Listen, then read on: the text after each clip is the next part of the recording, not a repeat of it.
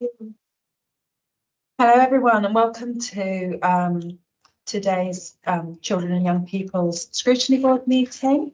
We have quite a light agenda today, but a very important one as we are talking with the Youth Alliance and Youth Justice Services today. Before we begin, I would like to go around and everyone just introduce themselves and let us know a little bit about where they're coming from, so that everyone knows who everyone is. Hey, can I start with you? Yeah, I'm Councillor Cecile Wright, and I'm the ward councillor for Arborington Ward. So in terms of my background, I'm a professor, I'm an academic, and I actually focus on issues to do with, so that's my background. I'm Councillor Kathleen Kapaksky, and I'm the ward councillor for Cladiston West. Saki Amin, Councillor for Blakery's Ward. Councillor Ferrichwell and Councillor for Oakwood Ward. The Venerable Matthew Trick, I'm the Archdeacon of Derby City and South Derbyshire within the Church of England. Hello everyone, I'm Andrew Kaiser, I'm the Head of Specialist Services.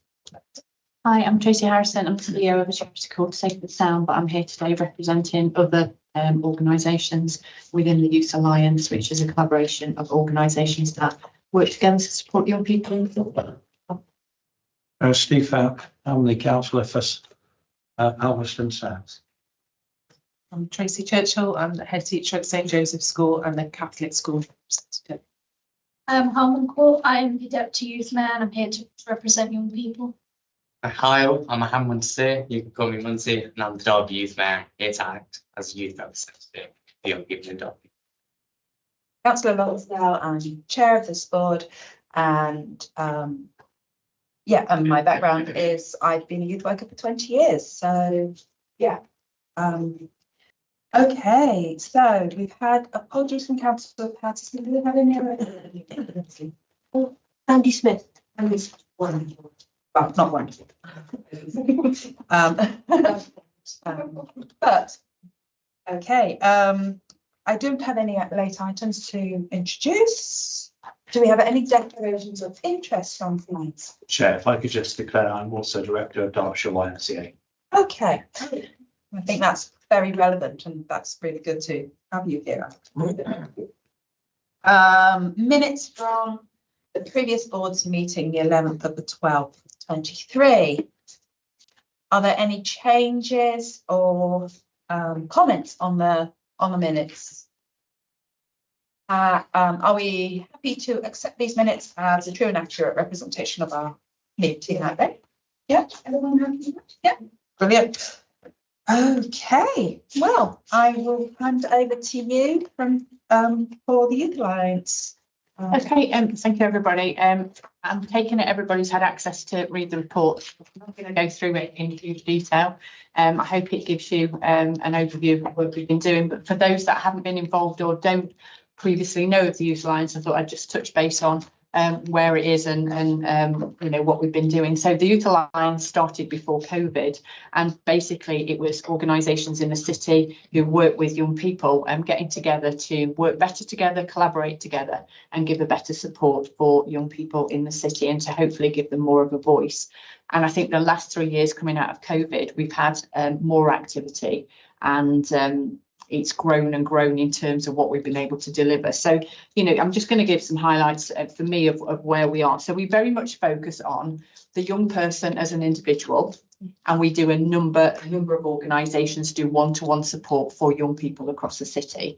And then we do family support, and that's looking at the whole family where there's an issue within the family that involves young people as well. And then we do place-based risk referrals, and that's where there might be an issue at Alveston or Sinfin or Chaddesden, wherever, and the place-based risk will come in to say, can you look at this as a place? And it's very much supporting the contextual safeguarding and place-based risk element, that you can't look at one of them in isolation, you have to look at them collectively together. So we get referrals for young people, families and place from schools, youth offending, social care, Derby Homes, other community groups, other charities. So they come into Community Action, who are the vanguard for the Youth Alliance, and they basically look at who's the best organisation to support that young person, that family, or do the work in that place, or who's already doing work in that place, and do we need to contact them or add to it. So that's the referral base that comes in, and we might be a safe and sound organisation supporting a young person with one-to-one support, but they're interested in football. So it's never in isolation. So we might be doing the one-to-one support, and we might direct them to Derby County Community Trust for sport, or we might baby people for music or Derby Theatre. So that's the beauty of it, that we will work together to make sure we're looking at that holistically. What's the city like? And the majority, 80% of the organisations have got a youth voice element where they've got young person's group, young person's voice. So often we'll get young people together to get their voice, or we'll be asked to ask them something on behalf. We've just done a survey a few months ago on serious violence and what young people felt about that. We've certainly worked with the Youth Council and young people's around this year, a fantastic project, and I've got to commend you on the white ribbon. Video was tremendous on actually violence against women and girls, and you know, for us that's in essence what the Youth Alliance is, working together. So that's the one-to-one support, family support, and place support. But then we do projects as well. So we've done projects really important where we've identified an issue, or another organisation's identified an issue, and we'll work together to resolve that. So, for example, transition from year 6 to 7 is a nightmare for some children. So we've worked with some schools. It's the second year we've done it, where schools have identified a small number of people, and we've seen that through that journey with one-to-one support, with family support, with activities in the school, and then working with a new school to see how they're received, etc. Small numbers. We did it as a pilot last year, which is covered in the report, and then we've just done it again, and we're already planning, because I think we've learned that we have to plan earlier to try and do that, and looking at those children. Specifically this year, we're looking at some of the children with SEND and the extra support they might need. Another project which YMCA, I know we've got a director here, was they led a project around into employment. So some funding was obtained and some work around how to we look at those NEET risks to actually get people into employment. So different projects we do, we either see an issue ourselves and say, how can we work together? Or we might have another agency come to us and say, there's this problem, can you help us with it? And that's in essence what we do. It's grown over the last 3 years. Our funding comes from Big Lottery, Derby Homes, other housing associations, sometimes project work from youth offending or social care or whoever. We've had money previously from the PCC's office. So it's not one fund and it's not one ownership, it's a collaboration, a collective, and we're always trying to look at what funds there are externally as well. So that in essence is what we're about. It's strategic, we want to, our vision, we want a city where young people have the best opportunities, they have a voice, and we support them in the best way. That in essence is what we're about. The strategic group's got a real mix of organisations from those that work across the city in different areas and different specialisms. But wider than that, there's a CYP group, which is about 80 organisations, which is most of the organisations we work with children and people. They meet bi-monthly, so they're part of the wider Youth Alliance as well. So there's different projects, different funding, but it is literally open to any young person's group that work in the city. And that in essence is what we do. I'm not going to go through lots of figures because I could sit here and say we've done this and we've done that, but you've had the report. It was just really to give you the reassurance that the voluntary sector work together, support place-based risk, work with partners wherever possible, to help young people, primarily aged teenage years, but we work with as young as 8, 9 on referrals and transition year 10, age 10, 11 for the year 6 project. Right up to 18 or 25 with special needs or leaving care. That's Is that okay? That's a really good start. That's a great start. Yes. Yeah. Yes, thank you very much for this. Unfortunately, I've only seen it in black and white, so it may be that a lot of the details are not clear. And I have to say, there's an impressive range of activities here. And I think it's encouraging to know that there are there is provision, a raft of provision available for our young people in the city. A few observations really.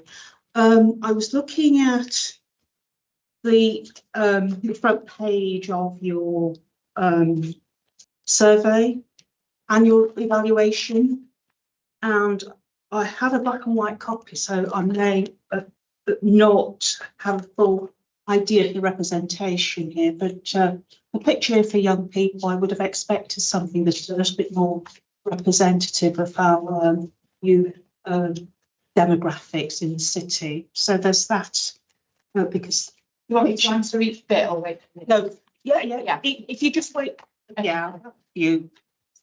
I'll look forward to the younger people who can come in for finesse questions and observation. So there's that about the front page and what that is saying. There's also page 2 where you list the areas of priorities, the priority areas rather. Once again, quite encouraging. I just felt that what was missing from that priority, which I suppose is indicative of how youth provision is being delivered in the city, which seems to me is almost left to the voluntary sector, which is deeply worrying, is the heading of resources. I think that ought to be a heading because it seems it is a service that is grossly under-resourced within the city. So I would like resources to be added to this if possible when you do your review, and probably resources stroke infrastructure, because I think there are issues about the infrastructure. There's also the membership and growth. The next page, I think it'd be page 4. I just wondered whether you could say when you respond how the list of strategic partners were determined and who's missing. I represent Arboretum Ward, which is one of the most diverse wards in the city. I would say that 30% of our young people are from Black and ethnic minority groups. At the same time, over 50% of our young people and children in poverty in my ward. So once again, for me as a ward councillor, I think there are some key players, strategic players that are probably missing in this list. And then these are just observations. Page 4. Where you look at local information. I suppose this observation is synergistic with the presentation we're going to have on youth justice. There you highlight that Derby has a high, the percentage of young people involved in crime has increased, and it's one of the highest. That's what I'm picking up here. And I suppose the question is why? Why is that the case? And on that same page, pictures again, I think we should be very, very careful about pictures. I think it's probably insensitive to have a black male in that picture as a thug on crime. So once again, that's not particularly endearing in terms of groups and people. Page 5, these are just observations, as I said. Once again, as I said about Arboretum Ward that I represent, lots of the young people who are congregated within the city centre do come from our ward because there is no youth provision and support in that ward, which is quite disturbing.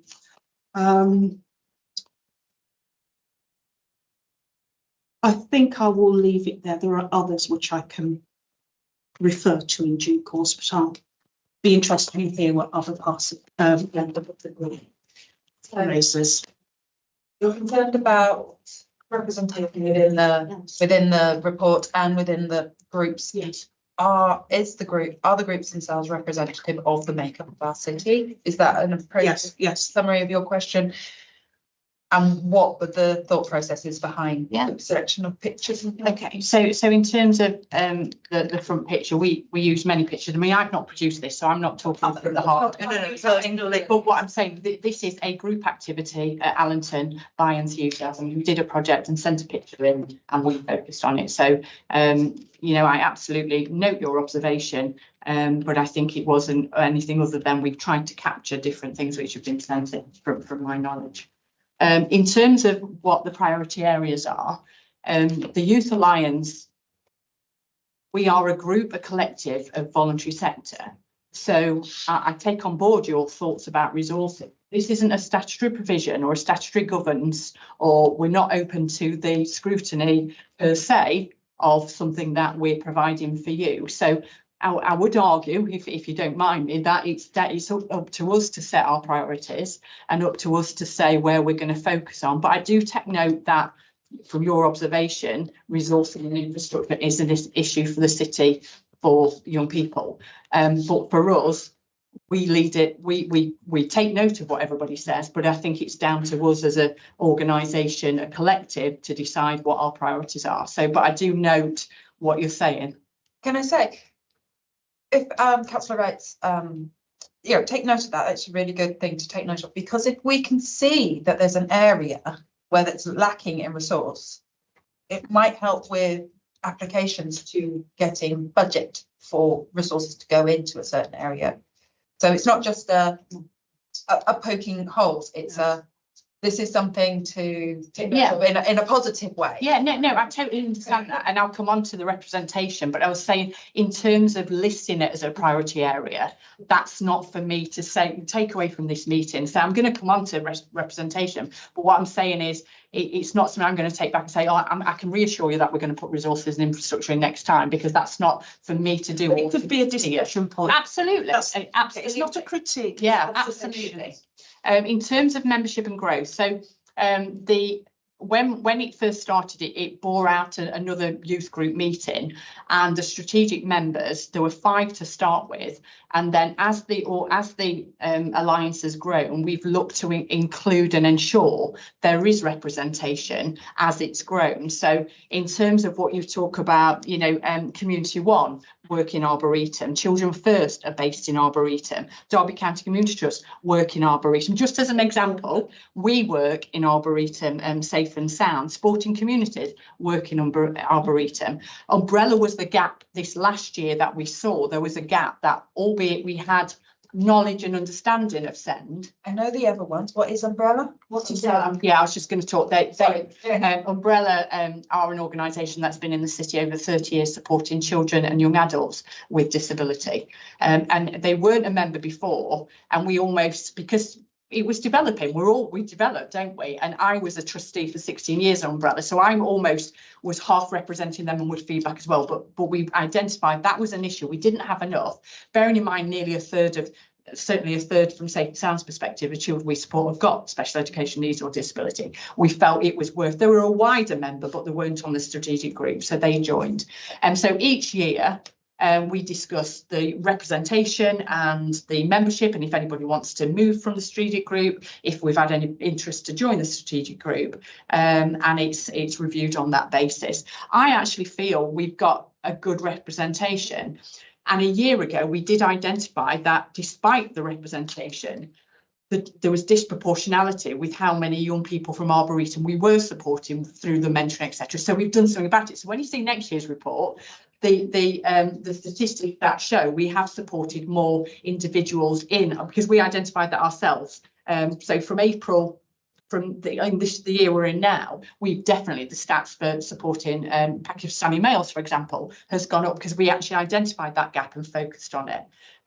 But I think we've got representation of organisations that work across the city. The wider environment, what we try and do is improve the quality of provision for youth services in the city. So if people want to be part of the Youth Alliance, we ask around their safeguarding, we ask around their compliance, and if they haven't got something, we help them with it. So there's a real part of it that we want those 80 organisations that come to the CYP group to be part of what we do. You know, look at funding if they're doing a project, but also can we upskill them? Can we do training? For example, we did training about place-based risk, so all the organisations know what that is. They've had safeguarding training across the board. So we try and have the training element to broaden the provision.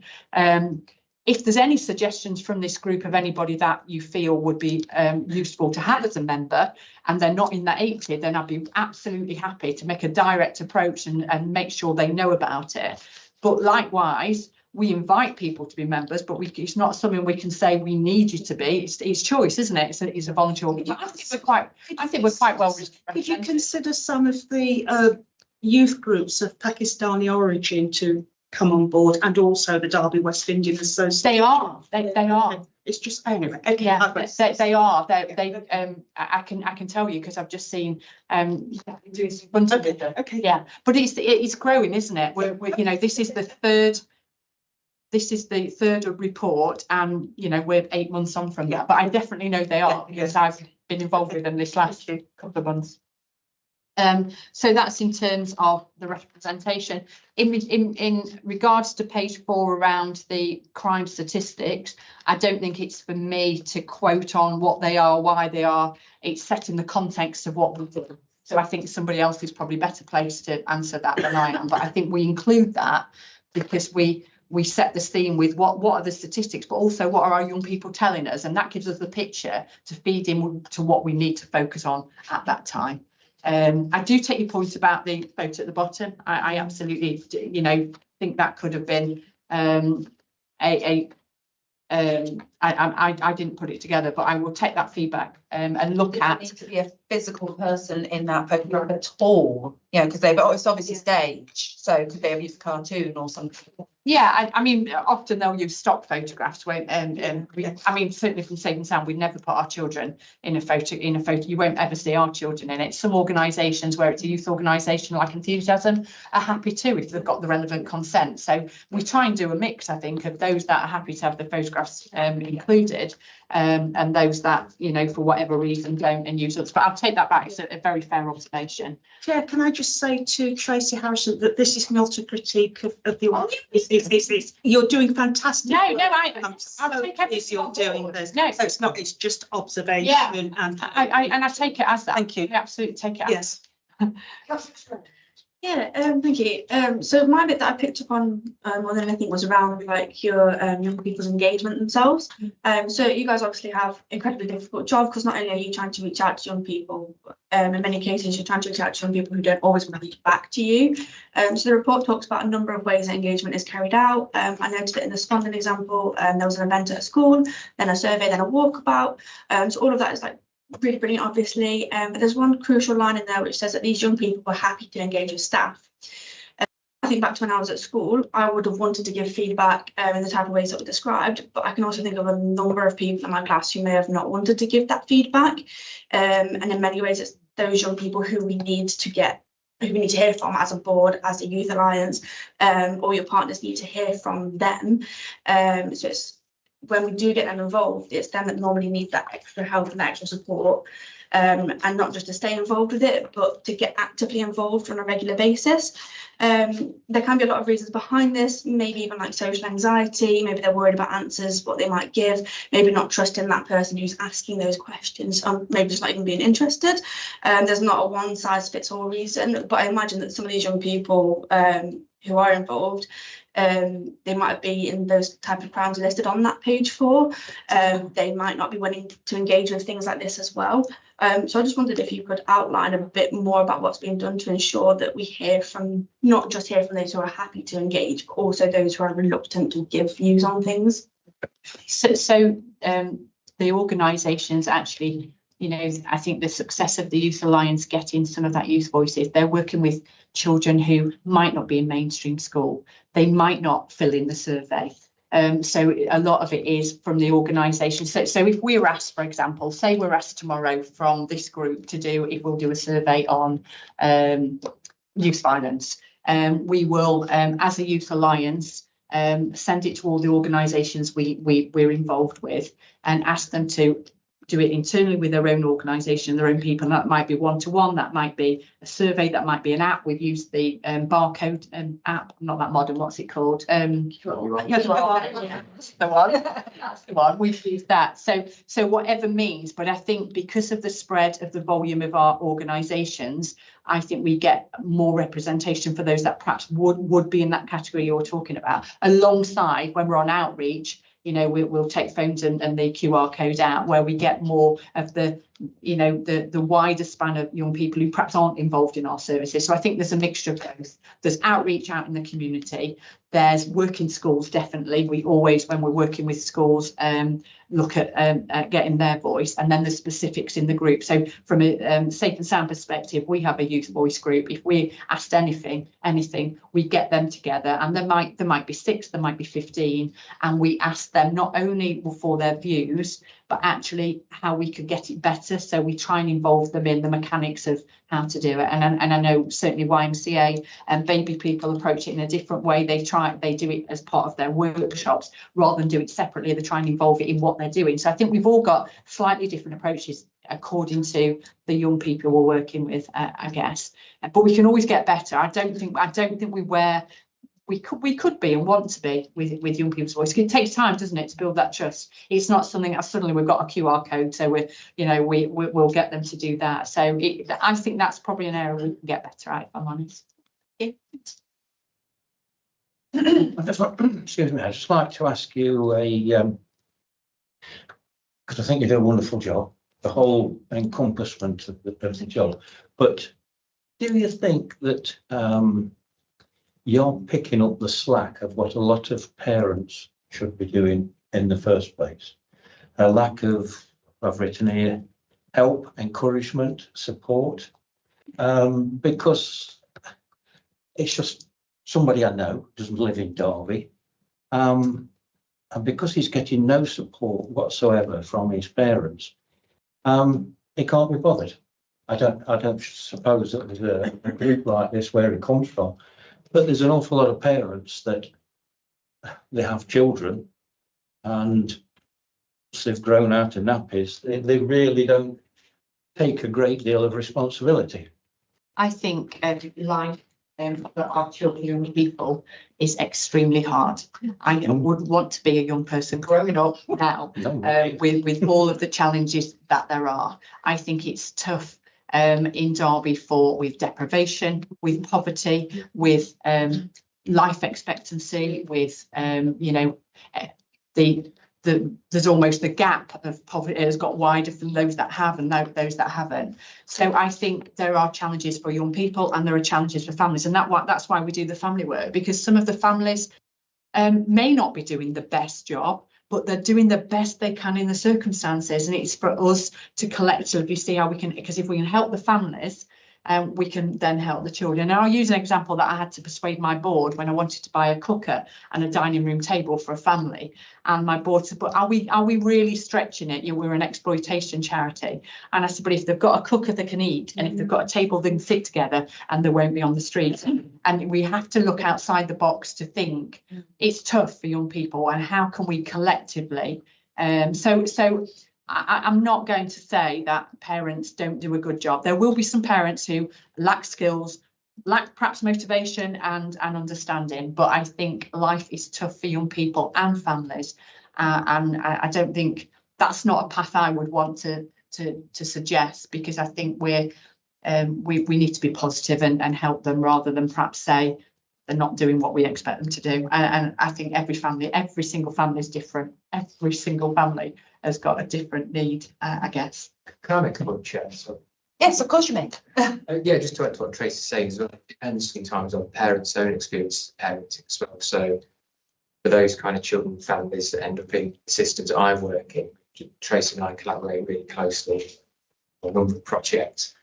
But children that come into youth justice services or children's sexual care or our early targeted early help service, sometimes those parents, the way they've been parented, it's been a kind of cycle over several generations of just not being shown how to parent. And that sounds kind of flippant, but actually some of the very basics around consistency, emotional warmth, boundaries, And then added to that, some of those parents would have faced abuses or deprivations or privations of different kind of ways or experiences, which further impacts. And so mental health, low level depression, a number of kind of parents that were working with anxiety or mental health, substance misuse are kind of factors, or a combination of those kind of really impact on people's motivation to give consistent parenting. You know, we've got a lot of families that don't, you know, experience the same upbringings that probably we've enjoyed or been privileged to enjoy. So it is a kind of big factor in some of those kind of families as well.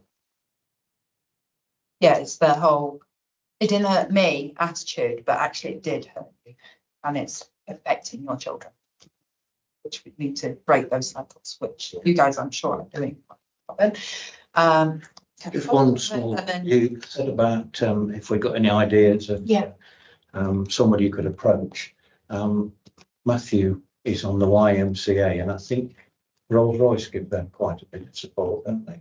I don't know if Rolls-Royce would be, because out in the community, I gather they back quite a lot of community things. So I don't know if they'd be worth them.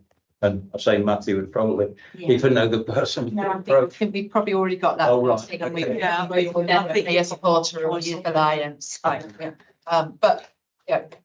thank you for saying, because I'd rather you say than not. So yeah. Yes. The question: how do you allocate the right help? Like, which way do you allocate the young people that need help, depending on the areas? Do you mainly do it with teachers? So when we've got quite an involved application form, referral form, and within that we ask more around the young person as well as the issue. So it might be we ask what hobbies there are. So if they're and depending what the need is and the risk is. So it might be that they're looking at mentoring and they like drama or theatre, and so they will go to Derby Theatre.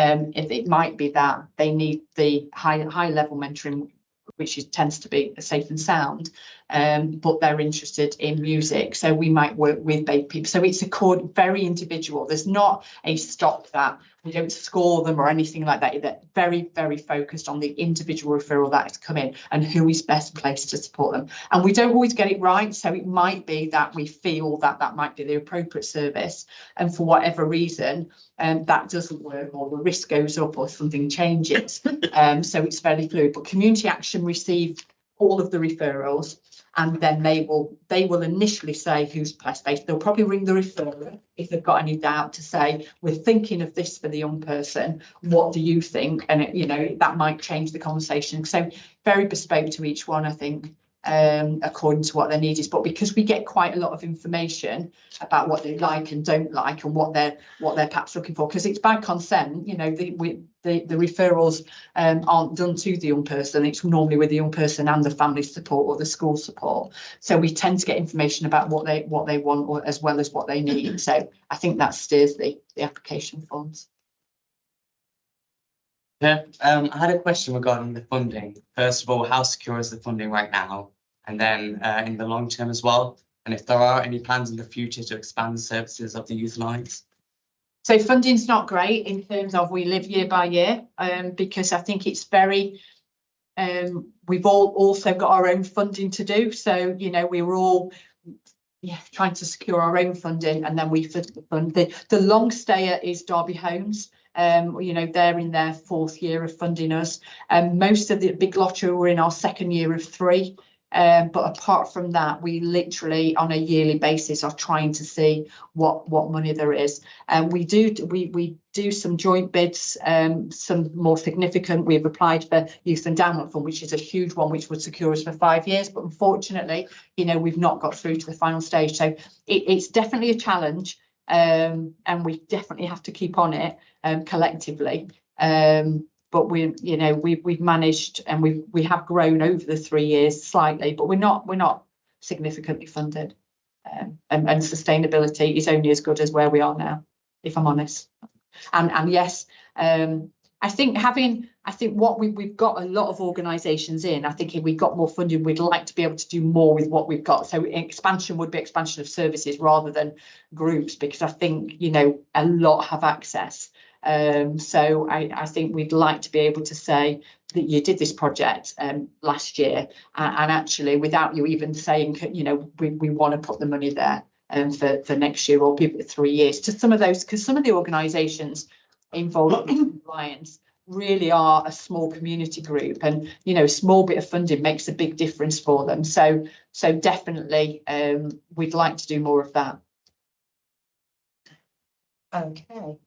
Any other questions from the floor?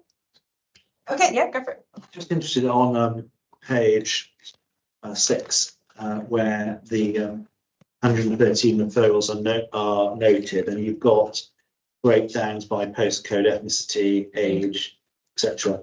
I'm just wondering, those referrals, if I've understood the youth alliance correctly, do you have the statistics on where they've been signposted to? So I'd be particularly interested to have the sense of where those 150. Who did what? Yeah, indeed. Okay. And I obviously haven't got that. No.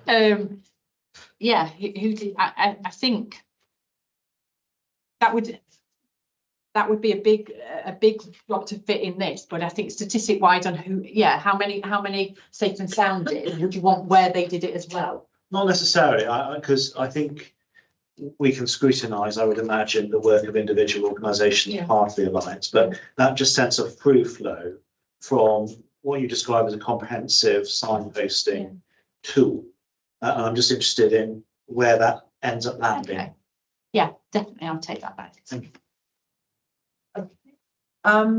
Okay, so I have a few questions as well. Yeah, I'm sorry. No, it's fine. It's good. Real grilly, but it's a very interesting subject, and we're all really passionate about the young people of this city, and we want to care. Yeah, we want to make sure that we get all the information. Yeah, I agree. You mentioned obviously you built around the principles of voluntary participation, but you talk a lot about referrals in. How much of the service is available for somebody to just walk in and off the street? Do they have to be referred, or can a young person who is lonely access youth club in the city? Is that well, not, I know they can, but just, you know, thinking about some people fall through the gaps and are not seen by people who might be referring in. How do we reach those young people, and is there any sort of aim to target those? We've had 2 self-referrals from young people where they obviously haven't filled in a form about themselves. They've contacted one of the organisations, and Michelle, who's the coordinator for the Youth Alliance. And I think we would, we assessed that as to what that need was. And certainly for one of them, it wasn't actually, they needed more mental health support then, and what we're really clear in the Youth Alliance that we're not mental health specialists, so it was the wrong support. So we're absolutely open to, and I think this last year we've finally got our website, which we have, again, it's building bricks, isn't it? We've got a website, and I think we're trying to raise awareness more with young people to be able to access that. And there is a contact us on that. So I don't think we publicly, and again, it might be something we do look at. We do say you can call us, but we don't say you can refer yourself or anything. So that could be something we look at. But we tend to, even in our own individual organisations, I don't think many of us get young people walking in saying, "Can I refer myself?" If I'm honest, Well, they wouldn't use that language. No, I know they wouldn't, but I'm surmising what you. I just don't think they would. I think some reach out and contact us, and do online chat, and you know, we definitely, and friends on outreach, people will tell us about a friend and refer a friend. We've definitely had that where, you know, we do the awareness, we talk about what we do collectively, and then somebody will say, "I'm worried about my friends," and we contact them through the friend. So. We don't have an open door. I mean, all organisations might have an open door. Certainly, Safe Town don't have an open door because we're sat in the middle of Darley Abbey Mills at the moment, and it's just not accessible for a young person. Well, they can, but they come and knock at the door, but it just doesn't happen. Or other organisations like sporting communities on the park are absolutely more likely to get somebody, baby people in the city centre. So I think. it's limited. I suppose I'm not answering very well. It is limited. It's definitely there. And the exciting news I would like to bring from a safe and sound perspective is we've been trying to find our forever home for safe and sound in the city centre, because the surveys all tell us young people want a base in the city centre, and we've been really working at it. So we can have our base and offices there, and the ground floor for use by us and the Youth Alliance. And it's fair to say we've had an offer accepted for property in the city centre, and we're just going through legal, and we might have our forever home, which we're very, very excited about. And that then would definitely open opportunity to have an open door where a young person in the city centre who, you know, at the moment we speak on outreach and there's nowhere for us to go. That is what we're looking to do. If the purchase goes through in March, and we've got renovations, my board tell me it'll be open January next year. I say it'll be open September this year, and we've got some negotiations in between. But hopefully it'll be open this year. And that is the biggest risk for me, is not having a base in the city centre for young people, because for whatever ward they come from, and I think that would be a really exciting time for us, because it would be safe and sound, but it would be a real big opening for the Youth Alliance to use it. So I'm quite excited about that. I saved my excitement to the end. Brilliant. Yeah, I just wanted Yeah, to let's take ask a question. I think you've answered it. Yeah, I want to ask it anyway. What is there for young people who don't currently present issues? Because obviously a lot of what you are doing here is about providing provision for those who need support of one kind or another. But there are also young people. Yeah, I think so. I think we don't have youth clubs. No, we don't. I think the universal offer, which is I think what it is a lot of those 80, where there might be a wrestling club in Chaddiston, or there might be self-defence in Spondon, or there might be the youth club enthusiasm at Allington. I think in community centres there are those, but they're not everywhere, and they're not perhaps where they're needed most. And I think part of what we've been doing, and it's really hard to do if I'm honest, is to try and find out what is happening on one night, where, by who, so we can almost have that directory of what's happening, to try and, you know, have that wider approach. It's really hard because it changes on a weekly basis, but Michelle is working really hard to try and get a map to say this is where there is, and then that will hopefully, because there's things happening that, you know, I don't know about, you don't know about, and little community groups doing some work. Is there less youth provision than there was 3-5 years ago? Yeah, of course there is. Yeah, that's fact, isn't it? That's the situation we're in. But I think that's perhaps where the Youth Alliance has not stepped in to replace, but try and make sure what we do have, we make the best of, I think. So we're going for quality. We hope. I had another question and it's gone. The thing that has come up at this board time and time and time again is that we are not signposting is not happening, that there are children who are falling through sort of the cracks which should have been sort of plugged with youth work of various degrees, and then ending up in the system for, you know, that they could have gotten help earlier on with services like what you are providing for so many. How can we get better at signposting to you so that those children are being helped? How can those children who are being missed and ending up further down the system, get better outcomes, basically?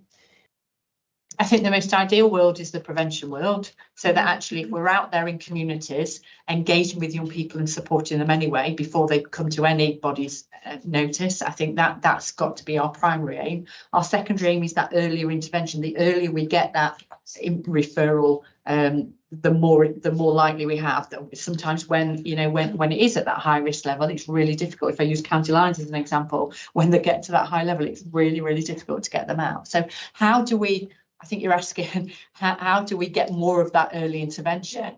I think by things like tonight, by networking, by working together, by talking about what's happening, and trying, when we do identifying the gaps, trying to fill them the best we can.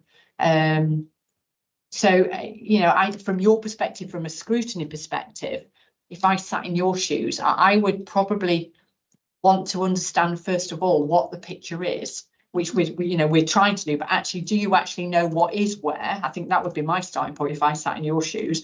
Can we have a true picture of what is in your ward, you know, what is the picture, what is happening? And that's pretty much where we identified some of the gaps which we've done this year around some work in Arboretum, to be honest, because the stats told us we weren't supporting enough young people in that area. So I think you need to see the picture in the city and what's there and then you know what isn't there, and then getting people around the table to say, how do we fill those gaps, I guess. Chair, how might we do that mapping? Because that's basically what you're suggesting, that some sort of a mapping exercise. What's the scope for such a mapping exercise? I think Michelle at Community Action, the coordinator of the Youth Alliance, is on a journey doing that. And I think that once we've done it from a Youth Alliance, I think the next steps would perhaps be to be able to bring it to a wider audience, to statutory agencies, to see not just yourselves, but, you know, police and health, etc., to see what they could impart on it, and then having probably a workshop with representatives of statutory and voluntary to then say, this is what we think we've got, what do we need to do then? I think the mapping has started. Well, I know, I think it has started. We're doing that, but as I say, it's a movable picture. But if we say, right, we'll do it on this day, and we know things might change, but this is what we've got at this moment in time, and this month in February 2024, this is who we've got and what they're doing, and then statutory look at what they're doing in those areas, and then collectively have a bit of a workshop together to see where the gaps are, and that will either, you know, it might offer some reassurance, it might give some more observations and alarm bells to say, actually, we need to do more of this. And finally, Chair, what's the scope for policy? What's the scope for policy? What's the ideal in terms of policy? What do you mean? In terms of youth provision in this country, clearly it doesn't have that statutory focus, and perhaps that's what we need. Yeah, no, it doesn't. And you know, we need a strategy that caters for all young people. Yes, absolutely. Not just those that come to our attention. We need a policy that has got prevention and early intervention at the heart of everything we do, and it's got to be joined up. And so many people it's still in isolation. So that's my starter for 3. Oh, What do I know? well, you know a lot. You gave an example earlier, saying, for example, a friend could refer a friend who they're worried about. Just a big question, because the way that young people will be looking at information about the Youth Alliance will be through social media.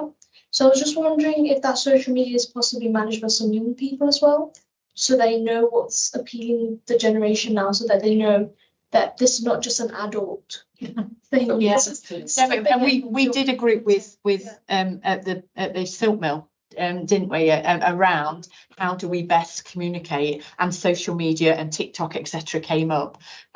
So again, that has been acknowledged, and that's being worked on as the best ways, because certainly I'm not the best person to communicate on TikTok or WhatsApp or any of them. What's the other one? Snapchat. And actually, we need to manage that the best way, because they are the ones that create, for me, the greatest risk for our work.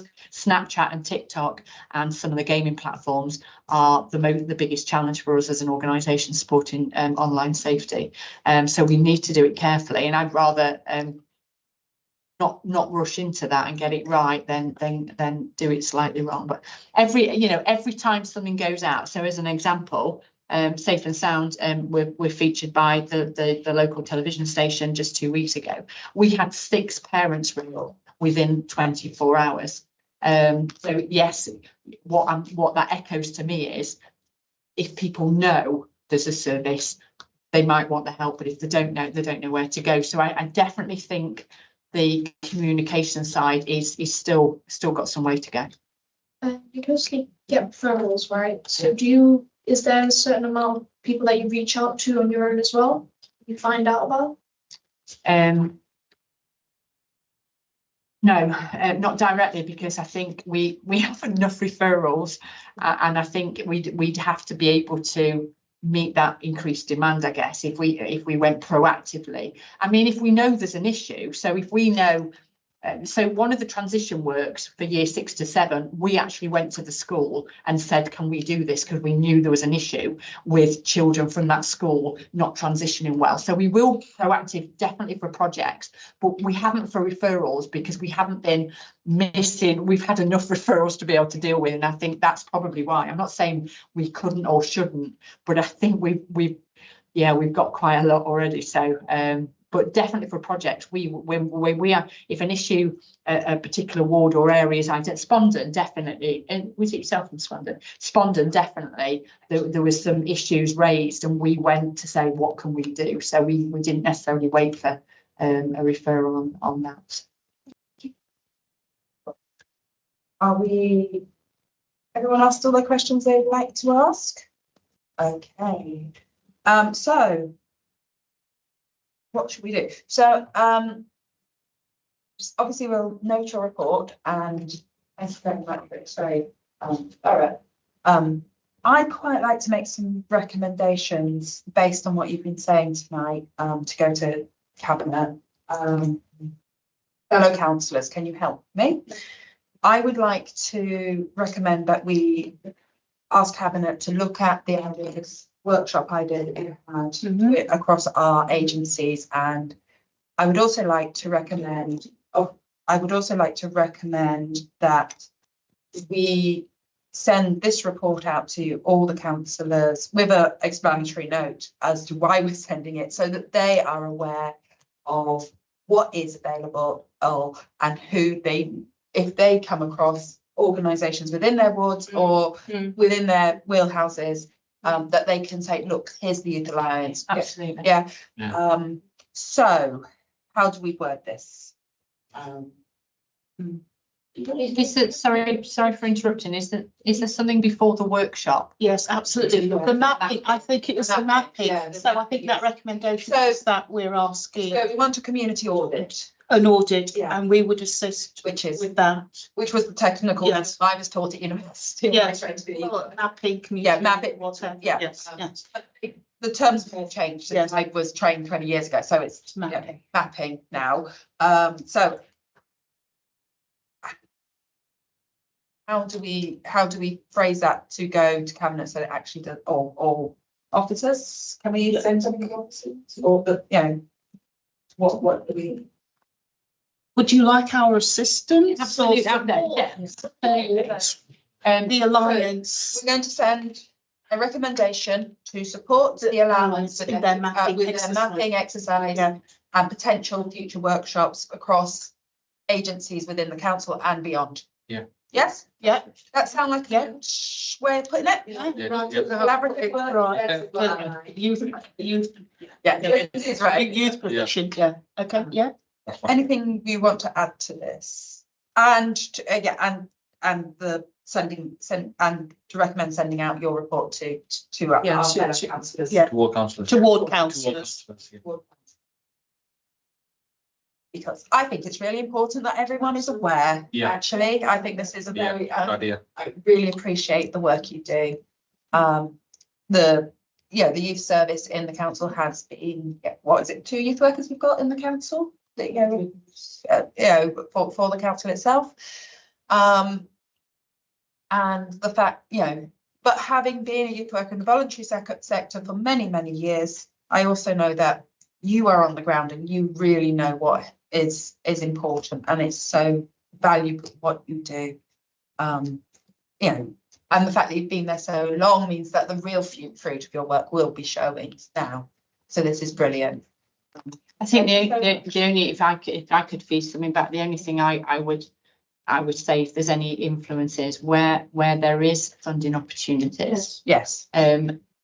I would ask that, and I know commissioning has to take some statutory and there are rules in it, but what we find frustrating is where funding might go to an organisation that isn't based in the city, hasn't got the knowledge in the city, and my plea would be go local. If it's not local, then go elsewhere, but there are some fantastic organisations right across the city. So I think the whole Youth Alliance first, if you need a service. Not necessarily Youth Alliance, because I don't want to say we're the be all and end all. There's 80 organisations, but local. Resource, local of resource. Absolutely. And then if it's not there, go elsewhere. Whereas often it is open for any organisation to bid, and they might be a large organisation where they've got a nice glossy brochure and but they don't know our city, and they might perform better because they've got a funding bid writer compared to a community organisation that hasn't got lots of experience in bid writing, but they're at the grassroots and at the heart. Well, I suppose you could talk about the efficacy of supporting resourcing and added value. And An added value that actually. vision. Absolutely, and local knowledge is in back. Yes. In especially in youth. Well, often that's not in a scoring matrix. Yeah.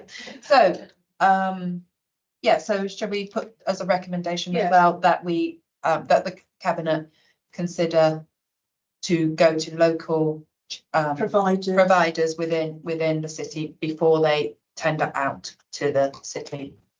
It's out of the city, not out to the city, out with the city. Yeah. What I'm sure she'll come up with. Yeah, Lindsay will sort me out. It's okay. Lindsay's got my back. So thank you. That's I hope that's Thank you very much. Sorry, I have a copy of your document. say again. Could I have a copy of your document? The one in This colour. Yes, the one in colour. Is that the only one? No, I've written all over it. I'll Tipex it up. Do we still use Oh dear. Oh, don't worry. You can. Yeah, no, you can. I'm just. Do we have If there's anything in the documents that sent out? No, but I mean, printed. I printed an A3 so I could read it because my. Yes. No, I've only made the notes of what you've said. So no, You read your notes then. Hey, Councillor would like to request an A3 coloured copy.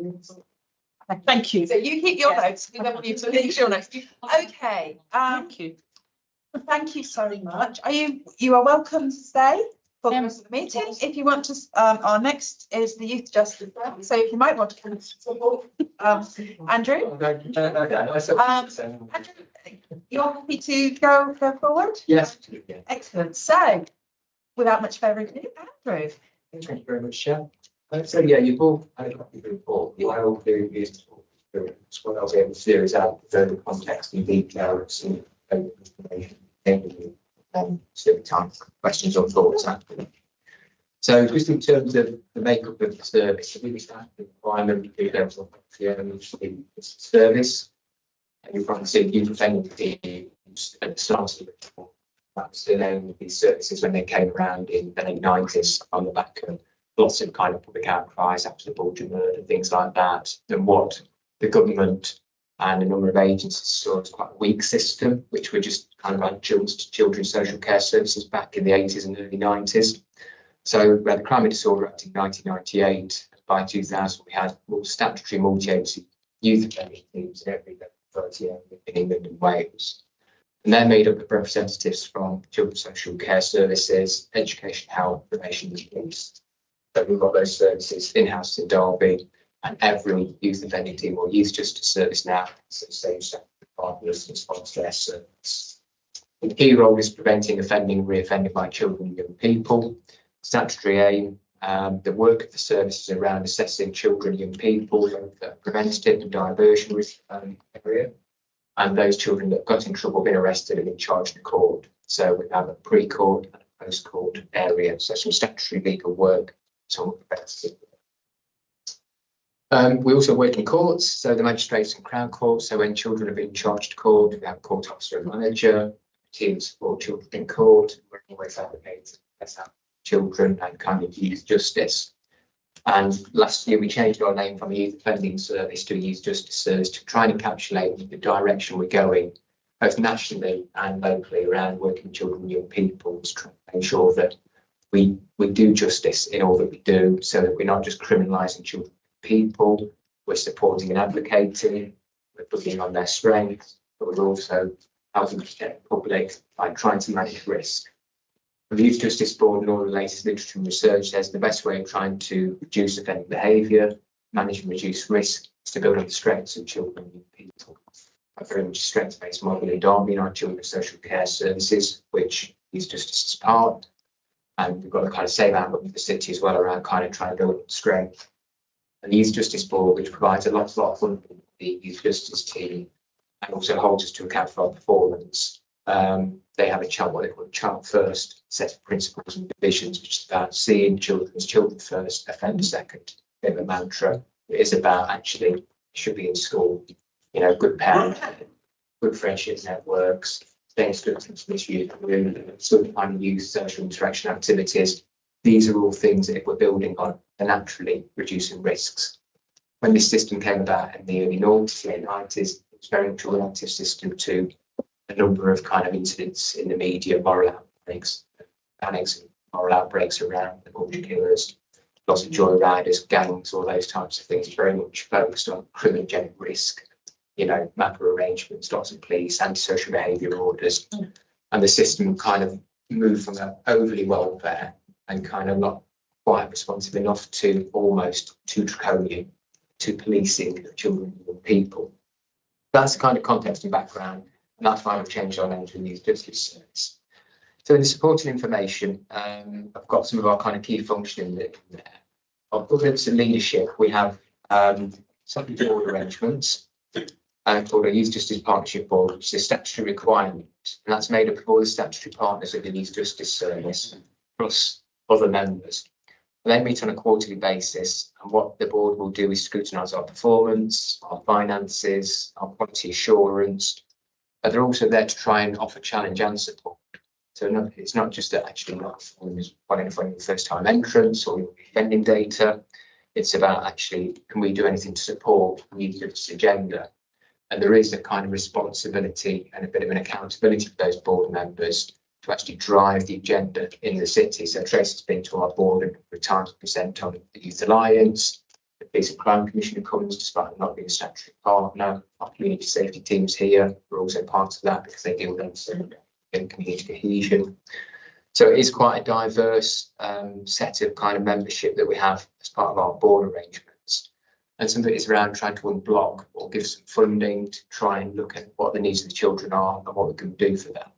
So one example I've got is the Police and Crime Commissioner supported us with some match funding to buy in some speech and language therapists, because what the research says is that whatever we read, somewhere between 65 and 85% of children that come into the youth justice system with speech, language and communication difficulties. When you meet our children and young people, you'll see that it's quite obvious. It's quite a high level of kind of additional needs for children that come into our system. Often they'll come in because actually schools fail, systems, health needs haven't been picked up, because actually some of the behaviours are really quite challenging for some of our young people. We deal with some quite high risk situations, and it's very difficult to manage some of those children and young people. So some of those needs go unnoticed because they're like exclusions, part-time timetables, parents that don't always come knock on your door and say, actually, my son's uploaded for that. They've not been parenting in a consistent way sometimes. It sounds like I'm making mass generalisations, but these some of the things that research says are experiences of our young people. So anyway, we've got the money in from the Police and Crime Commissioner. We match funded it ourselves. We've got a team of 3 speech and language therapists which we share with the county. They look at all of our documents and say to us, you're actually going to do some work with a young person based on that. And you need to change it because your young people aren't going to understand that. You're not going to get the best outcomes from that work. So we're changing our interventions based on that. Actually using those speech and language therapists and some of my other services, residential homes, to kind of speak to us, stand around. When you're engaging and working with young people, the way you said that or how you say that is actually provoked reaction, a negative reaction. Maybe if you kind of tried this sort of communication, you get a better kind of response to that. So we are trying to use some of those kind of services in a kind of really multi-agency way, because children in the Youth Justice Service, 40 to 50% of them are known to children's social care or our targeted early help services. So it kind of shows the kind of needs of that group of children. In terms of staff resources, we've got a management team, myself as a head of service, but I'm shared across several other teams, so children in care, disabled children, big care leavers, residential children's homes. I've got those responsibilities as well. I do have a principal service manager that operationally leads that team, 2.5 service managers, and an analyst. And the analyst's role is to send back returns to the Youth Justice Board on our key performance indicators, which I'll come to later, but also ask them to do deep dive reports on a number of thematic things. Also to help us understand on an annual basis what the needs of our children are. So he'll do something called a strategic intelligence assessment every April. The first 2 weeks, he's got his head down, crunching the numbers of all the children that have been into our service in terms of age, gender, demographics, language, needs. Is it accommodation? Is it mental health? Is it speech and language? What has our offending rate been over the previous 12 months? Was it worse than 12 months before that? What are our kind of most consistent themes around offending behaviours? We then take that and it informs our annual youth justice plan, which again is a statutory requirement. Our conditions of grant depend on submitting that in a timely way, in good quality. But it also kind of sets out what we're going to try and do with our children and people in the forthcoming year. So that's our analyst, and that's kind of some of the stuff he does. We have 4.8 full-time equivalent social workers. So, you know, this kind of service was adjunct to social care historically, and they are responsible for managing the court orders predominantly. So they're higher risk, children who commit more high risk situations. So those that might be at risk of going to custody, there are community orders being to court. Whereas some of our alternatively qualified staff will deal with those children that haven't been to court. And also service courts as well, so the right court reports, present them to the courts, cover bank holidays and weekend courts. And they're supported by a probation offender manager, not a name we choose, but that's part of the adult system. Then that person's role is around supporting our older children when they transition into the probation service, which is a very different one. And they're treated very differently. So what we're trying to do with probation is make sure that there's a smoother transition path. So one day they're not with us and it's kind of putting on your strengths, you know, we'll kind of hear what you're saying. And then next week when you're in probation service, it's you 10 minutes late, you've got a warning letter. You know, want to kind of probation to be working in a kind of slightly more young person focused way when they make that transition. They don't, or so kind of offender manager will do some of that work. And then we'll kind of transition across to the probation service for that group of children, young people.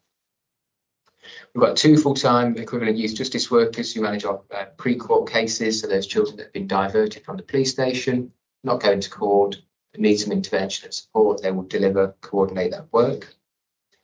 And then in terms of partnership staff, we've got a range. We've got a criminal justice liaison and diversion team. They're based in the police custody cells. And their role is trying to pick up those children that are coming through that might have some additional needs. So when some of those behaviours they spot in the custody suite, they'll kind of interview young people, do an assessment, send it up to our health team in the service here to the council house, and we'll kind of make sure that we're assessing children's needs and put them on the right health pathway. We have a CAMS officer, so those children with emotional mental health challenges are referred to our CAMS officer. We have a half-time clinical psychologist, and that's now been made a permanent role. We lobbied the Integrated Care Board, and that is around training staff. It's around doing intervention with a small group of children that are kind of most challenged, trying to get a trauma-informed approach. So understand the adverse childhood experiences of this group of children, and then how to work with them in a trauma-informed way, the questions to ask, that kind of degree of understanding, what types of interventions we need to do with those children. Got speech and language that I spoke about earlier. Then that's balanced up with kind of other roles. We've got 2 half-time police officers that make one full-time equivalent, and their role is around intelligence gathering. So they go out to the tasking meetings, understand what's going on in our city. They go to the child risk of exploitation meetings. Tracy's talking about people and places earlier. Well, it's us knowing some of those places, risky places. Is it River Garden? Is it A1 in Normanton? Is it Woods Farmers? Is it somewhere else? With the people and places of concern, and that informs our social workers, our youth justice workers' assessments of risk for our children. So when young people say, "Oh, I've been hanging around here," or "You know, I know this person," we can kind of start to kind of conversations with them family, doing some direct work with children and young people that might be facing, get them to develop their own internal controls around that. We have a half-time education officer, and she work with schools, especially those children that are on part-time timetables. She'll go to the secondary placement panel where we discuss children who are either been excluded or at risk of exclusion, like having something called a managed move, and trying to kind of make sure that our children's needs are kind of discussed at that meeting.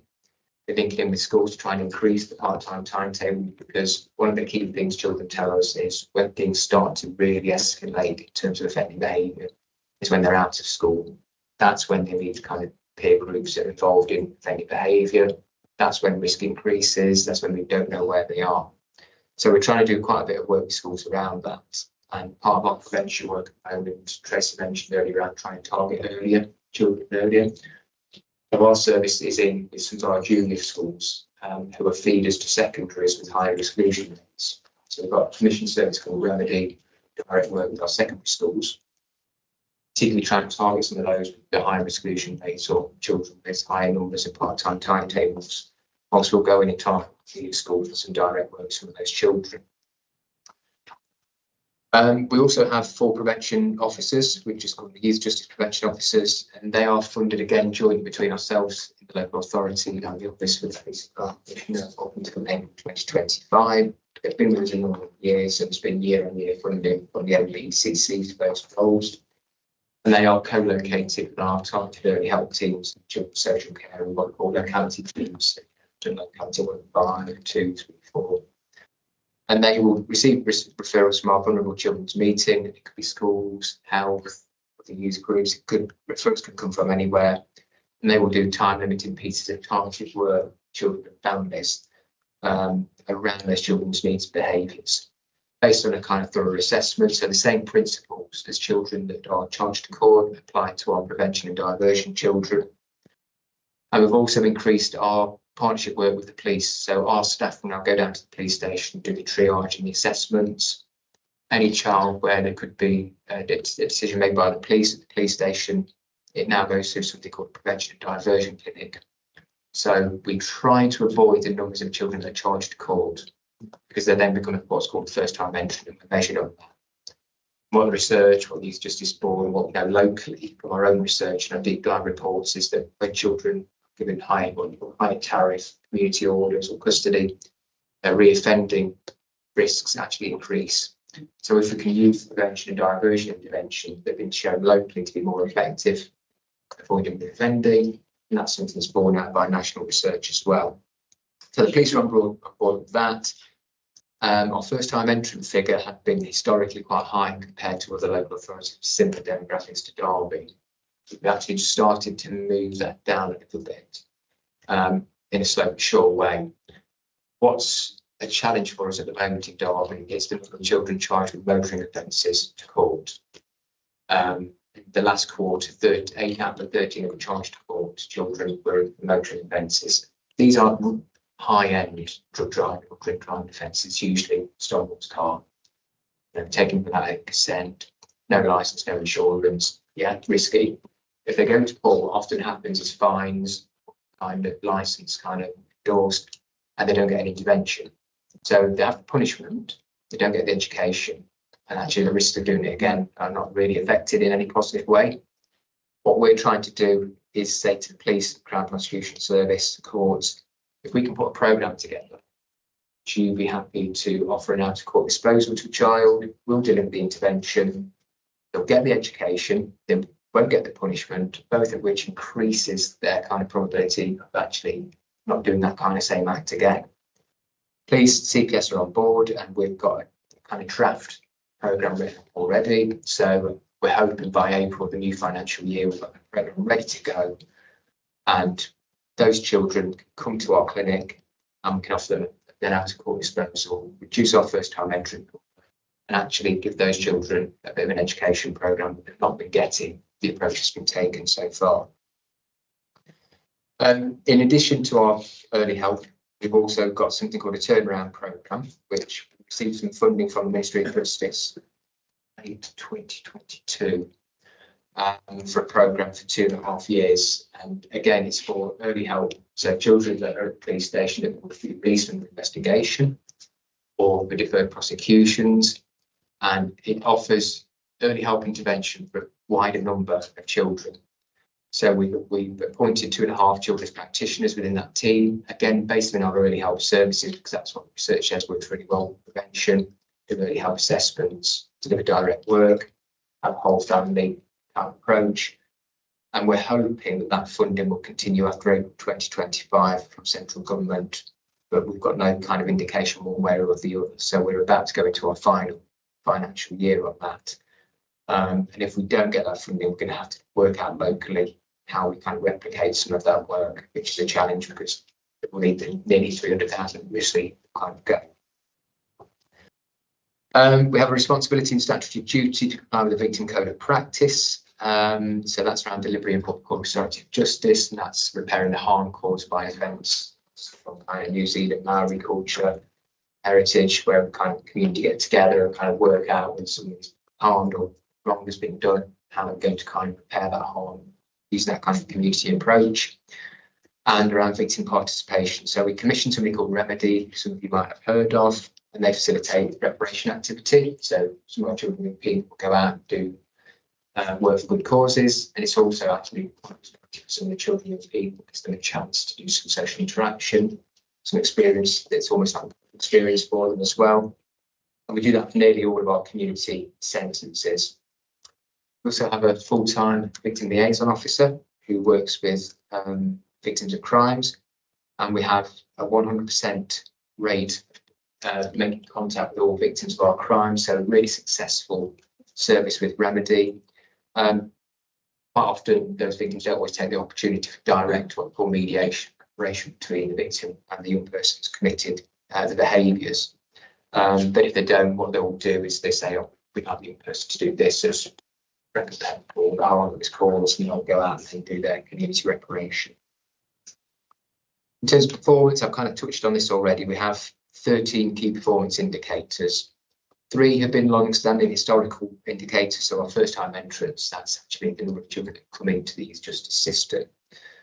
Reoffending, so the number of children that have committed on our books that have committed and reoffend, and the number of reoffences they committed, and then the number of children that have been sentenced to a custodial sentence. There's been 10 new indicators very recently brought in by the Youth Justice Board for all youth justice services across the country. And these are a bit more qualitative in their kind of nature. So it's things like, are children living in suitable accommodation? Are they, where they've got an assessed need, receiving mental health treatment and support? Same for substance misuse. And then there's others, the number of children to other services such as targeted early help, whether our kind of statutory board membership is kind of 100%. And at the minute, we've just submitted our first return on that. And the Youth Justice Board, and I said all local authorities are working on the data glitches before they'll publish the public data. So it's more of a discussion point to take to boards to kind of open up the discussion around actually access to mental health treatment for children and people in this city isn't great. So health partners, what can we do about that? What are we going to do to free it up? What are the issues? So it is more for that challenge to partners to drive the kind of the partnership, the youth justice agenda. As I said, first time entry performance is kind of improving slowly. Our reoffending historically has been really strong and remains so. So our kind of good relation of social work practice, where we kind of really engage with children and young people. We've got quite a high rate of contact with our children and young people. We like to see our social workers because actually they get to know them, they build on strengths, they try and get them things that engage them, work in a learning style that is suitable to that young person. And it's not all about actually, if you don't come, we're going to breach you. We've lost all of that kind of punishment, retributive type language, and we are more strength-based with our language, and it's improved engagement rates. So it's worked in terms of our reoffending rates, which are really positive. Custody can fluctuate. It depends very much what's happening in the city. And post-lockdown, when we first opened back up, we did see a number of really serious offences, people in the city and people from the city going out and committing really serious offences. We're talking homicide level. Thankfully, in the past sort of 12 or 18 months, we've seen that number of serious offences really reduced down, both in Derby for young people and outside of the city. So our kind of reality of what people say about serious violence, when actually what's reported in the media is sometimes different, because they can be a bit kind of panic about knife crime, about serious offences, but we see severity kind of reduced down slightly in the city and involving our young people of late. And that's borne out by our secure remand figures. So when children have committed a really serious offence, certain criteria are met under the legal requirements, children can be securely remanded to a secure training centre or young institution. We have to pay for that as well. It comes from our budget. And in the last 12 months, we've been significantly overspent because the time spent on remand and the numbers of children remanded is significantly reduced from the year previous. So that's positive that we've seen in the city. Don't get me wrong, still some serious offences committed, and they usually are serious age groups, bodily harm, serious wounding, usually very serious assaults involving weapons by children and people. In terms of our quality assurance, so the qualitative things, we are inspected by His Majesty's Inspectorate of Probation. There's different types of inspection, so some of it might be thematic. And we had one of those last year in June, a thematic inspection around bail and remand practice. So children appear in court, are they either bailed to community or remanded to custody or to local authority accommodation. There was a joint inspection with Ofsted. And they were looking at what our practice was. We were doing all we could to make sure that children weren't securely remanded, save options. And what they said was that there was a really strong interface with social care and the youth offending service, no tensions, really good co-working. We had a specialist, what we call independent reviewing officer for children. So an independent reviewing officer is somebody who has a role to look after children, to scrutinise and make sure their care plans are being adhered to, they're being kept safe when they're living in care. We've got a role in Derby which we specifically made appropriate to those children who are remanded, so that we should apply the social care standards and looked after standards to those children sentenced to custody or remanded into custody. Really like that sort of best practice nationally as well. And said that there was good relationships with different defence solicitors in the city, which they didn't experience in other areas. So it wasn't a judged inspection, it was just a narrative that led to a national report with some recommendations, which we're already starting to realise in Derby. And our last full inspection, judged inspection, was in 2018. I've just come into this role actually, and we're rated good. We're expecting a new inspection round in early 2025, a new regime, new framework. And they're just consulting on that now. We've fed back on that. And HMIP are looking at making it more risk-based. So those with the poorer outcomes in this inspection are probably targeted first, alongside some which are trailblazers. So I'm not quite sure where we'll kind of sit in terms of Derby, because we're good and we just scraped good last time. We think we've strengthened significantly since last time. So we're hoping for strong good at least in our next inspection. So that's the managers and staff all the time. Statutory requirements will also, as I mentioned earlier, have to submit an annual youth justice plan. It is a huge document. Youth Justice Board provide us with a range of things that we have to include in the plan. That will be around our governance, it will be around our operational arrangements, key performance indicators, what we've achieved in last year's plan, not quite got to, development plan, workforce development and what we're doing around that, participation and voice of children and young people. So we have to submit it on time. If we don't, your commission to grant any grants can be withheld. We've always submitted in a timely way, and we have received positive feedback about the quality and depth of our plans in Derby. So we've never had our kind of grant suspended or kind of reduced as a result of that. I mentioned earlier about the additional needs for our children and young people. So at any one time, between 1 in 5 and a quarter of our children and young people opening the service have an education, health care plan. So some of you probably heard about these. It's meant to combine those education, health and social care needs for children with those additional needs. And the last time we looked, we thought around 40% were all part of what's called the graduated approach in schools. So we've got additional needs, but not the threshold needing education, health and care plan. So you can see the kind of level of need what's that kind of group of children and young people. And so what we've done in this service is try to kind of bring in more health resources around those children and young people. So criminal justice liaison diversion, speech and language, the CAMS, clinical psychology are all part of a health hub. So every child and young person can be triaged by that group of professionals. They can either then consult with the staff to kind of inform how to deliver their work, or refer them on to different pathways, neurodiversity, whatever it might be, or actually deliver some of that work directly themselves.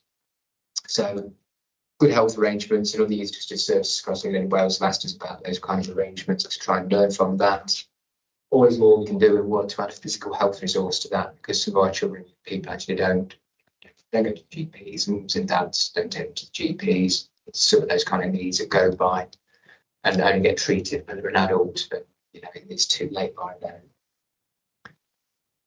We've also got other kind of really good partnership arrangements in place. So for our looked after children, we've got something called a Concordat, an agreement across Derby where all services look to avoid unnecessary criminalisation of children in care, recognising their unique experience, adverse childhood experiences. Tracy's been part of the agreement in place since 2018, along with our residential homes and a range of other partners, to have an action plan in place and a pledge to try and avoid that unnecessary criminalisation. Look what we can do to support our children's homes and foster carers to avoid that and support them when children's behaviour is more challenging. And we've also worked in combination with partners in children's social care and our workforce team to develop things like a harmful sexual behaviour pathway, so that we make assessments children where that behaviour can be a challenge, to make sure there's good risk management, but also children aren't stigmatised, which kind of can drag these things to the ground, increase the risk of it happening again.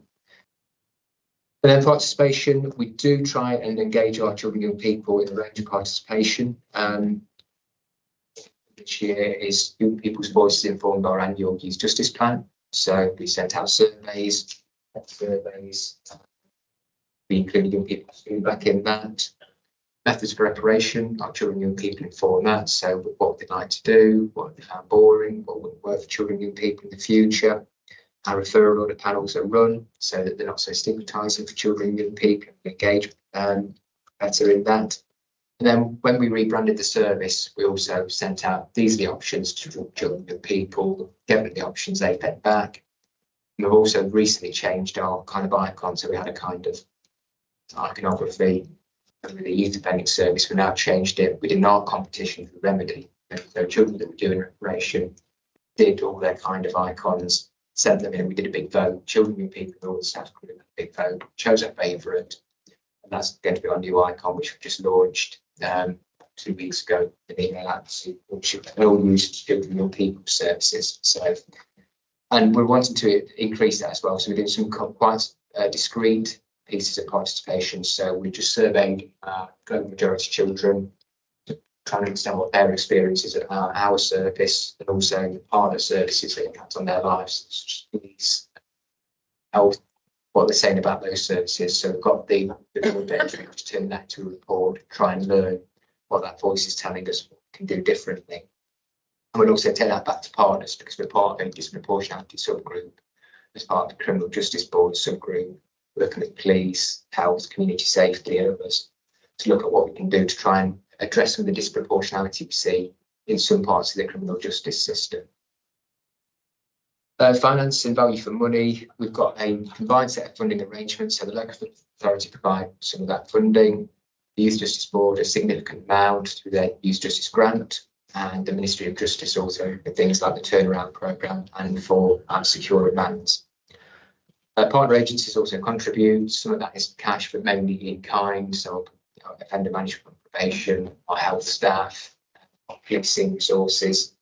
So you can see it's quite a mixed bag, multi-agency, multidisciplinary, multi-funding arrangements, which are great, but it's actually trying to track through when funding starts and ends so that we don't kind of lose that funding longer term.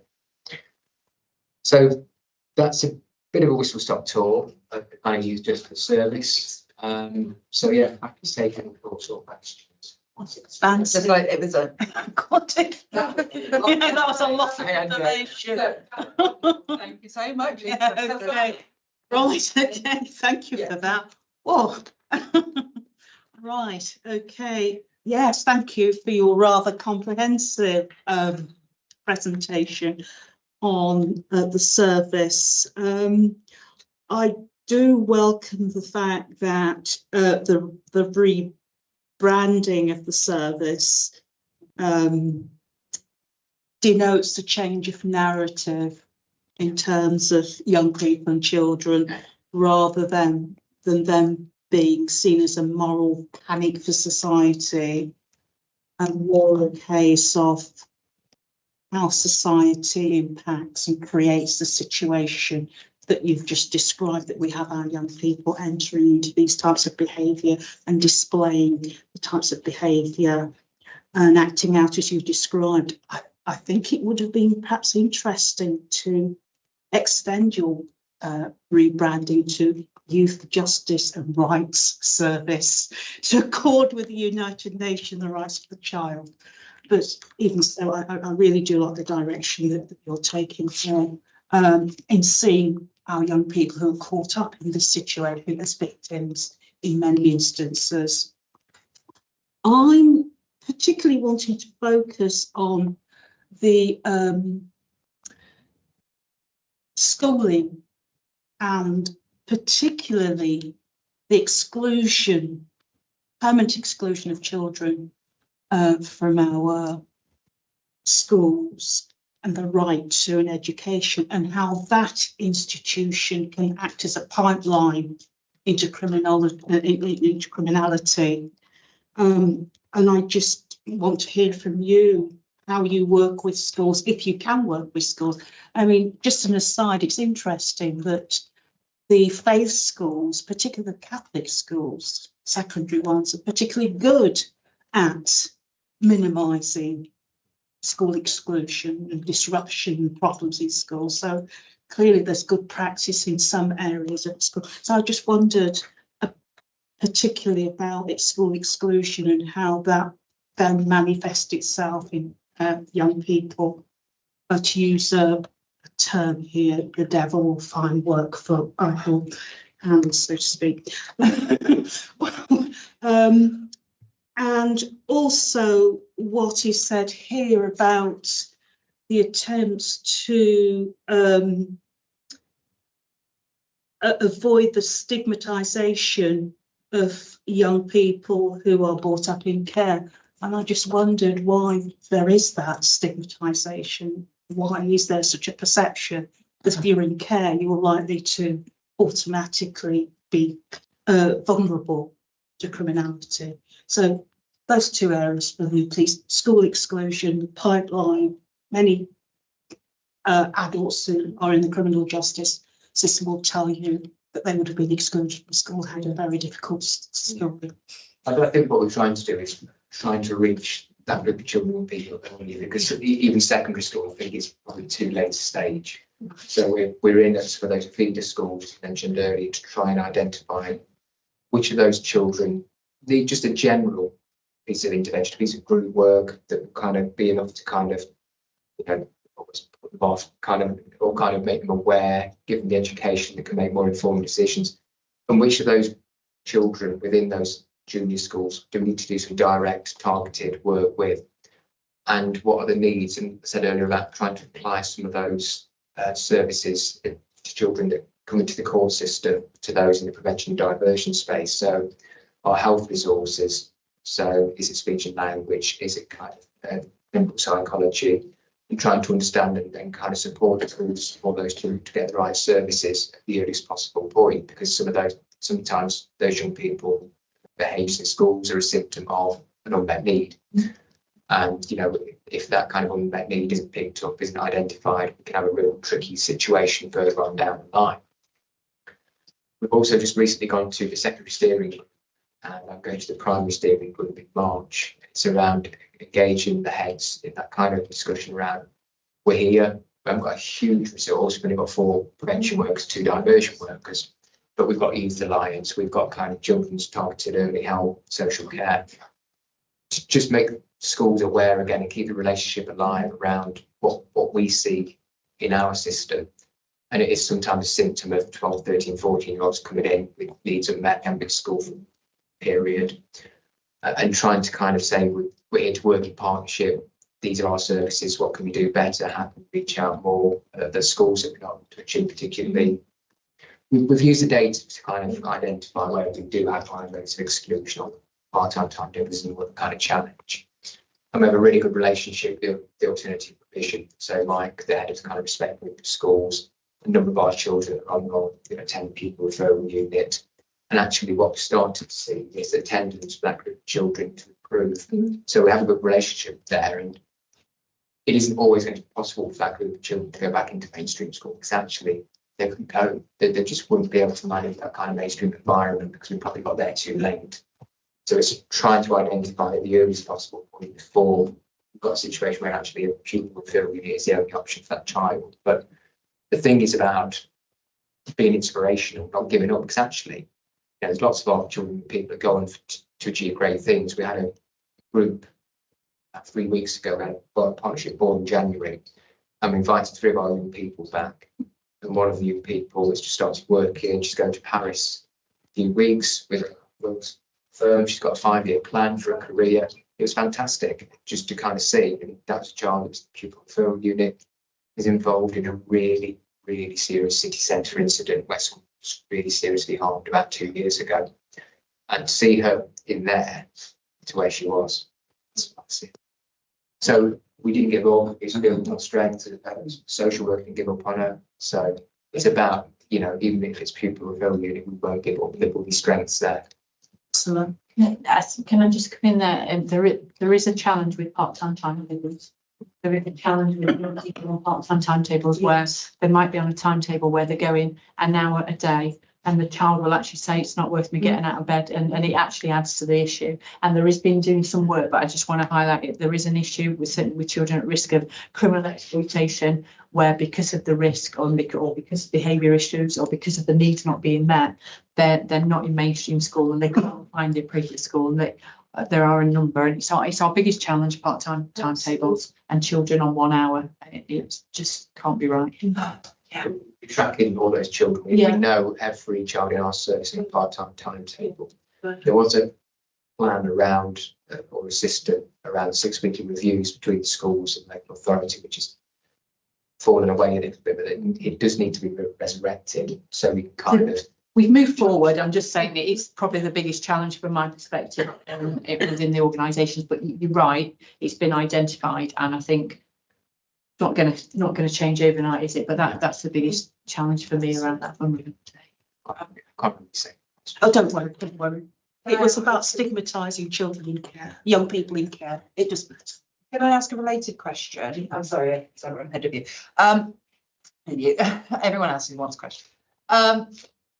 So when children are excluded and through undiagnosed neurodiversity of any description, they are going to be falling behind in school. What provision is happening to make sure the children, okay, you've got a part-time timetable, they're only there for an hour, they're falling behind, which makes it even harder to be able to sit back in a classroom and listen to a teacher who's talking about something you're absolutely new, that's going to trigger behavioural issues. I know from personal experience as well that I've seen it happen with young people I've worked with in the past. What provision have you in place to help the children keep up and make sure they're not being dumped back in that you'd ever dump a child, that's the wrong word, but go back into an environment where it's just alien to them. It's the responsibility of the schools. Absolutely. Okay. These just to pick up the symptoms of this, we kind of pick up and do some preventative work or work with people for units, but ultimately it's the kind of school's responsibility. But we will challenge the school back with our education officer, our education welfare teams, where we see any issue or what challenge, trying to make sure that the education arrangements are the right ones for that child and person, but ultimately it's the school's responsibility. So it is about partnership work and relationships to kind of say, hey, this is child here, what we must do to have that need met. Say that probably ultimately does come back to, because we are ultimately responsible for all the children in the local authority. It is, yeah. So it ultimately does come back to us as a responsibility. But anyway, the 1944 Education Act still leaves the responsibility. not necessarily for you. Yeah, but yeah. I'll give you with for in that purpose. Thank you, Chair. I had a question about speech and language therapists. In particular, do they work with a certain age group? Because it is evident that after a certain critical period, it's much more difficult to work with young people in regards to speech and language. And if they do work with older students, what sorts of provision would be in place to support them? The Youth Justice Service work with children from the age of 8 in the prevention arena. You can't be criminalised according to the age of 10. So it is kind of generally the older cohort, children and people.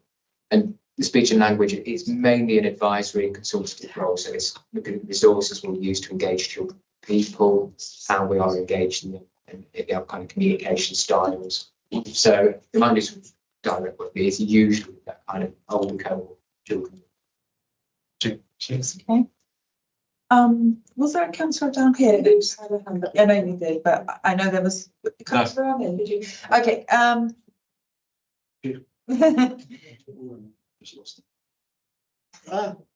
Technology. I think I can get there. So I'm interested in three things. I'd be fascinated to hear Tracy's take on part-time timetables from a practitioner sort of perspective. That's not putting you unfairly on the spot. I'm also fascinated by the strategies you use. You referenced the 2 full-time youth justice workers, and I was interested in what interventions do they employ to try and have impact.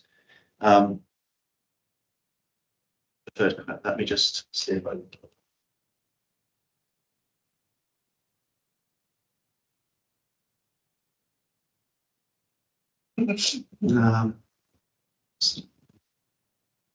Sorry, So we need another. well, for science, you need a nominee role. Yes. Yeah, exactly. Tracy, Part-time timetables are a bit of a sticky wicket, really, because it depends. It can vary school on school. The policy that has been in operation in Derby City is relatively new as policies go. But you're right, the review of that timeline slipped away. We tend not to have children on part-time timetables apart from the very youngest children. And I am not unique in saying this. You could talk to any primary school at the minute. The needs that we are facing as primary schools coming into the mainstream, I have never seen, after 30 years in education, I've never seen it as it is now. So the challenges are there, I think, for all organisations. And I think your organisation, my goodness, would be lost without you. But for part-time timetables, the key thing is review.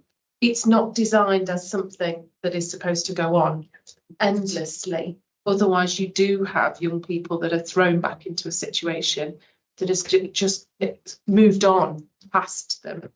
So it is designed as a short-term interim issue. It is, or support mechanism, if you like, but it is not designed to be a long-term plan that just goes on forever because nobody knows what to do with that young person. That's my understanding. It absolutely is that they don't know what to do with that young person. Yeah, that's absolutely the most common reason. Technology's being kind to me again. Can I just re-summarise? So there's 2 questions I wondered if you might comment on. The nature of the youth justice workers' interventions, what approaches they take with the young people they're working with. And the second point was a really specific question. You mentioned that remand into custody rates are down. And that prompted a reflection in my head about where young people from the city are remanded to and how they're enabled to stay part of positive, meaningful networks. So I'm aware that not all networks are helpful. They're the most unhelpful network. Yes. It could be at that time. It depends on the age of a young person. So if you're under the age of 15 or more vulnerable, you place in something called a secure training centre, which is a little bit like a cross between a young offender institution and a children's home institution. There's only one in England that's commissioned at the moment because the numbers have been reduced, and that's down towards rugby. Our local young offender institution is Warrington, which is just outside Stoke-on-Trent, so 40-minute drive. But what we do is we take parents on visits. There's a grant which we give families as well to go and visit children and people in custody So we recognise the importance of parents staying connected to children in prison. It is such a kind of hostile, really difficult environment because you've got so many young people who are the kind of whose behaviour is the most risky in Stoke-on-Trent, Derby, and kind of, Staffordshire altogether. So it's a really, really difficult environment. I think the key thing is keep involved with family, good resettlement plans. And the Youth Justice Board is really interested in resettlement, so accommodation, how we keep links with family, back into education as well.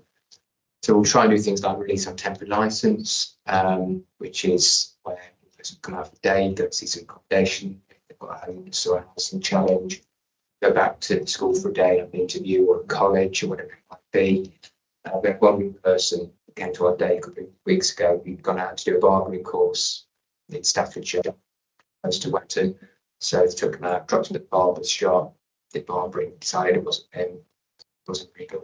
But he gave him the chance to actually do something, try something that he wanted to do, and he's part of that rehabilitation process, really. Interventions wise, it depends on the type of offence the young person might have committed, so they might do some so a community project, they might do some knife crime interventions, so that might be done by the police officer, or it might be done by a specialist programme. A remedy delivers some kind of knife crime work, it's education, risks, consequences. Just got some VR headsets, so we're going to be doing some VR work around serious youth violence, such as scenarios and kind of using VR. I've not put it on, I've got no idea how to work these things. Firstly, one of our practitioners is trained in it, apparently she knows what to do. One of the other things that we do, and this sounds very simple, but actually most of our clients are boys, 9 out of 10 are boys, that's the official statistics. And we've got 2 what we call therapeutic mentors. One's an ex-police officer, Connie Traces, one's an ex-youth worker, Paul, and they will take young people fishing, basketball, outdoor pursuits, which lots of our young males really like fishing. They'll go out and they'll sit at the fishing club, they'll be casting out, they do all the stuff that fishing do, and they'll be having conversations with young people. They'll go back, have a conversation with our psychologist, say, sure, that thing, just a bit of advice, guidance, steer, and it's therapeutic in the sense of they get time with a male, because often that's not home, or if there's a man in the home, it's not dad, the man's not really like parents, he drinks a lot, it's violent, so they see these guys who just teach them how to fish, do support with them, have conversations with them, have some meaningful time with them. Actually, that in itself, let alone the kind of consultation from the psychologist, is a really positive intervention. Then we've got stuff like, say, around motoring offences or kind of acts of violence. What we'll try and do is, we used to do years and years ago, things used to be done on worksheets. Now is, let's do some stuff on a laptop. Let's do some games on a laptop. We'll just get a piece of paper on flip chart and let's kind of talk about. And we'll be very open with young people. Risk used to be a thing that professionals spoke about. Risky because they did this and then risk was there. Now it's a more open conversation, because if young people are going to develop internal controls, they've got to know what we're thinking about in terms of risk, what we're worried about. It's that kind of culture of kind of child-friendly language. I'm really worried about it because you did this, and if you do that again, somebody might be harmed, somebody might die. You'd be kind of got to put. It's the kind of it's the language of care, kind of doing these exercises with the young person, flip chart, and get them to identify their own risks, their own groups out. So it's trying to be as creative as possible and not make it like things that they don't like or failed at in the past. So lots of different types of interventions, trying to get a bit more techy with the VR headsets. It's a challenge around how much they cost for the new software for some programs. But yeah, and then this refers onto the specialist programs, so the kind of health interventions for kids. So it's quite a broad array of interventions, really. Do you do anything academic with them? Okay, you do practical things. We don't do anything specifically academic, no. Comes out with the skills for that. We're there to kind of engage them, get involved in pro-social activity, try and get the education work to get back into that kind of world of doing something. Formal education as opposed to formal. Oh, right, informal is. Informal education, the principles of are require you to building those skills, those life skills. Character building. Yeah, life skills of things. Sorry, Yes, sorry. yeah. Hello, yes. Just going back to those VR headsets, I have actually had a look into those. And me being an old person, shall we say, older, I find it quite frightening to actually see what's on there. I'd encourage anybody that's given the opportunity, if you haven't already, because there's all sorts of different scenarios that put you in a place. And there's one about knife crime. Somebody's coming along and basically, if you don't conform, you're going to get knifed. And the other one is about gangs, and if you don't again conform, well, I say nothing like that ever happened when I was younger. Times and things have been not improved, moved on. And so, as a child, being faced with that on a daily basis, County lines. must be a frightening experience, and I found it so. And on those VR headsets, there's different ways you can go. You can try and be the good person, and it still doesn't help, and you can be the bad person. But I'd recommend anybody that hasn't had a look at one to get the opportunity if it's given. The Youth Alliance have got those as well as representatives of the Youth Alliance organisations that have had the training, so they're starting to use them as well. Yeah, very, very good.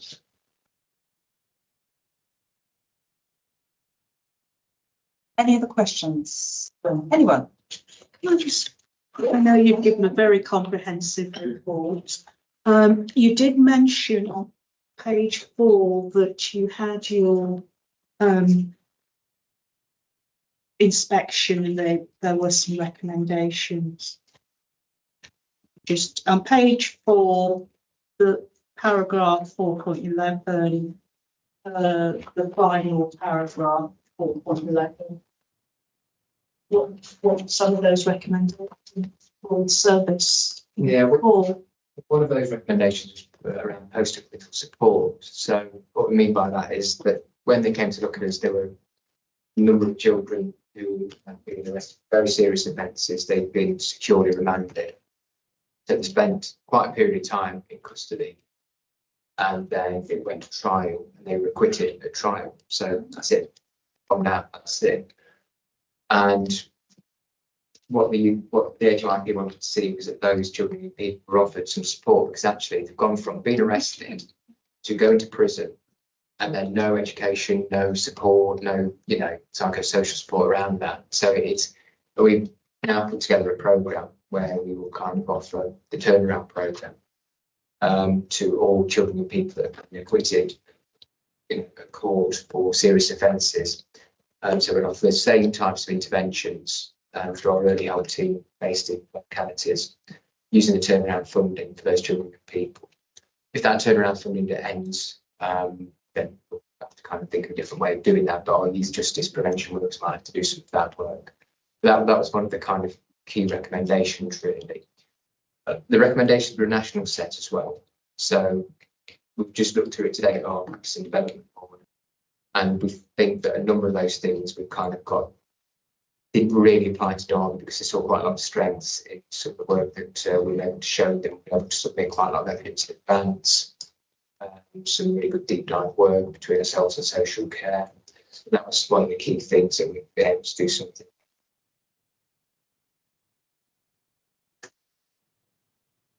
Hey, if there are no further questions, I think your report was extensive. So, and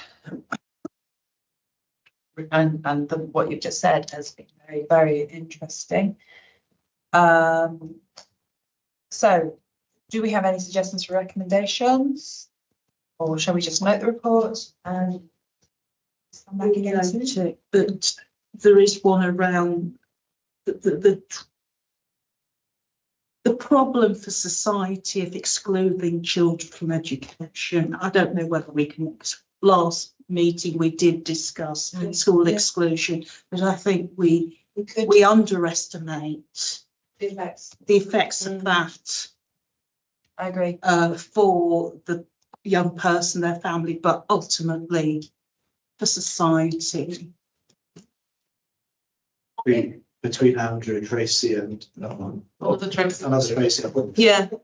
There was a consistent point about picking up the monitoring of part-time timetables. Yes, that, and school at school. Okay, so we can do some recommendations around that. So maybe to Sue-Anne, I guess, or is this the Anna again?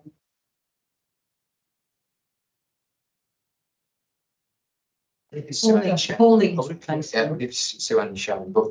Sharon Bugby's got the leader around education, and it was in her service that originally the monitoring of part-time timetable started.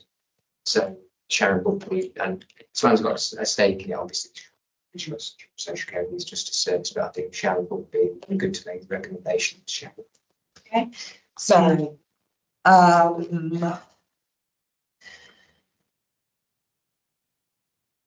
this board recommends that the work that around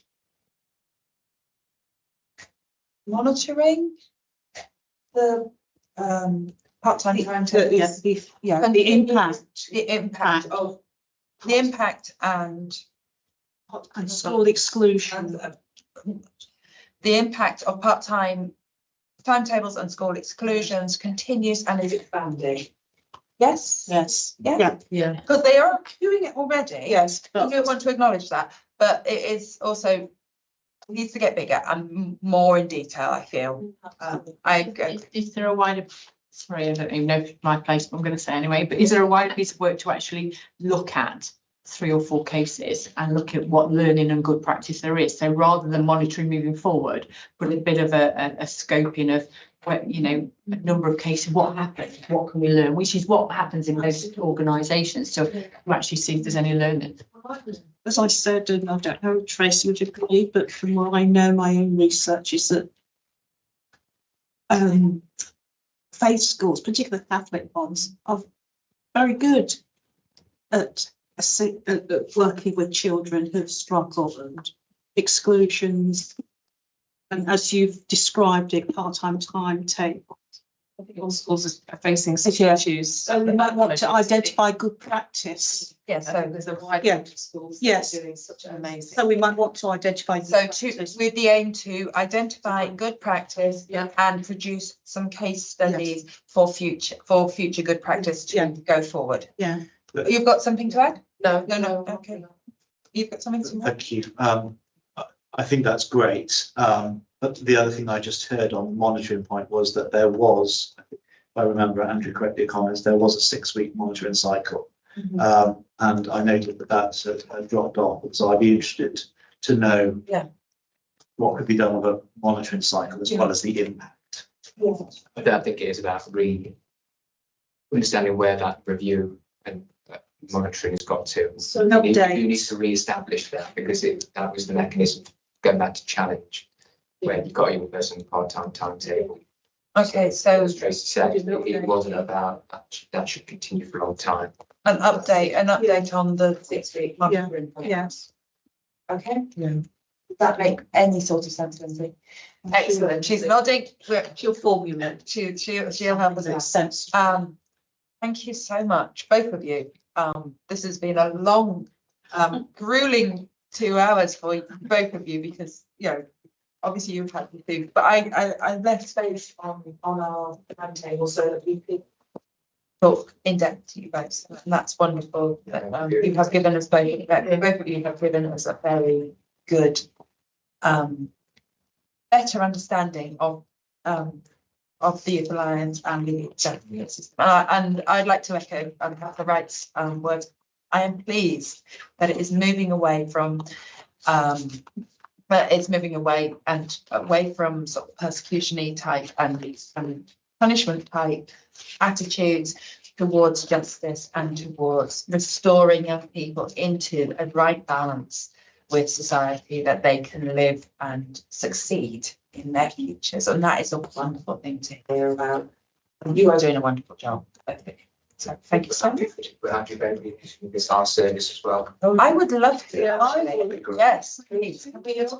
Yes. Yes, I would really like to organise a date for that. To go and visit the Youth Justice Service. Yeah. That would be, everyone here would be like, absolutely. Can we sort out where are you based? Some dates, and Yeah. Brilliant. Wonderful. We would like that. And anyone who wants to. Thank you so much. Thank you very much to you both. Thank you. We have one final bit of our agenda to go. I think somebody will need to let me out. What Are you going anyway? Yes, I don't know. on the back sheet. Our next meeting, 25th of March. We're talking about education attainment, ICP integrated care system update, school pupil health checks and childhood obesity. That was something you mentioned already, Councillor Wright. And so is there anything we wish to add to this? To the next, this is our final meeting as this board before the PM, I believe. So is there anything more that this board, as it stands, would like to investigate? Obviously, it's quite a packed agenda for the next one. So what, we're happy with as it stands. Through that year's work. Yeah, we have. We have. It's been a good year. I think we have. Yeah, it has. Not to pat ourselves on the back, but I feel we have talked about some very interesting, very important subjects on this board. And it's been extraordinary. And my personal thanks to all of you. You are extraordinary. We've made some pertinent recommendations as well. I think, and call for action, which I suppose should be what we should be doing. absolutely. On the topic review, we've got some progress at last. The questions that we formulated some questions to go out to various services, and services are working on them to create some meetings for us to attend and have conversations with things in a more informal setting. So keep a lookout for invites to things like that. I would love to see everybody to attend if they can. But obviously that's extra on top of the standard work of this board. So for tonight, I thank you all. Well done, and I'll see you all on 25th of March. That's lovely. Thank you.